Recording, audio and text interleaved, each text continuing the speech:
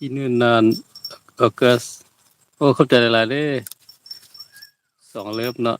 กับ4ล้านดวงใจวิทย์ปีใหม่แล้ว วันที่1เดือน1ปี2026มาเลี้ยงแบกคือเก่าแล้วก็มาสนทนาเรื่องมื้อคืนเนาะ